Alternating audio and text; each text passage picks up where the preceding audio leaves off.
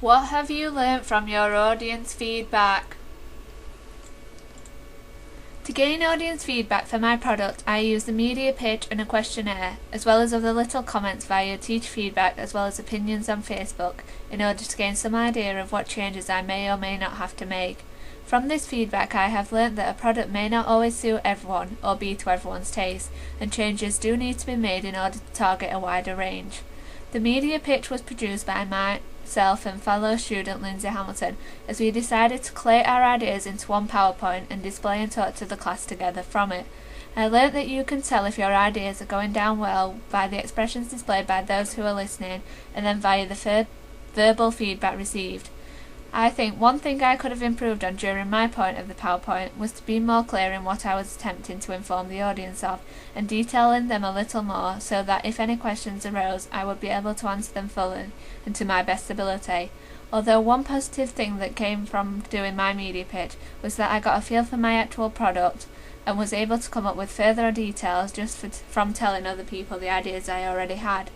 The teach feedback I received was fairly positive, only really raising the issue that I needed to think in more detail about my articles and what they were going to include. But I think I achieved this in the end product, even though I had to completely change my idea for my half-lead story due to an interview issue and time constraints. The questionnaires were then handed out as part of the media pitch itself. Here myself and Lindsay were able to gain further feedback from what the class thought. We asked a set amount of open and closed questions, where a variety of feedback could be gained in order to make suitable quantitative and qualitative charts, where we could establish what things we needed to work on and what went down with our audience who viewed the pitch.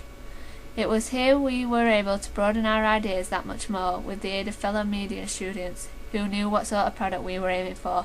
Evidently there were some questions on the questionnaires that we could have written better or worded differently. For examples, the questions relating to our actual stories could have been taken on a different slant, as ultimately it was our place to decide what was going to be included. We just really wanted to get an idea of topics our audience may want to be reading about, so asking for popular story topics may have been more appropriate per se. Also, we could have included questions about the layout of our newspaper, had we been able to get our flat plan diagrams completed in time and ready to add to the questionnaire. However, due to timing issues, we weren't able to gain feedback on this particular section. Feedback gained in normal class lessons by the teachers often helped to direct my work, and I learnt that once I had a direction to go in, I was pretty much sorted in terms of getting on with it and understanding exactly what I was doing and why I was doing it. Understanding the reasoning behind something you're doing enables you to encode and decode the product to happen more or less seamlessly.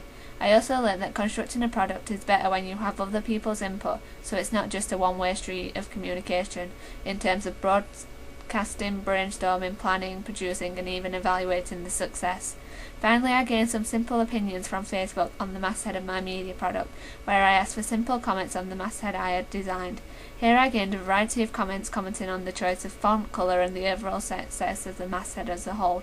Most of these came out positively and enabled me to decide that this would be the masthead I would use, but with some slight minor changes like the removal of the word "the" at the beginning of my media product, as it was first going to be called The Baton Times, not just Baton Times. If I was to do my audience feedback again, I would do more focus groups with smaller groups of people who are actually in my target demographic, which are males and females between the ages of 35 and 45 who are lower middle class and working class. This would be readers in the C1 DE grade. The core audience for most print-based texts is ABC1, C2 because they are considered to have a disposable income to spend on products and services endorsed and advertised within a publication. But because my newspaper is a free newspaper, it can target the lower grade boundaries.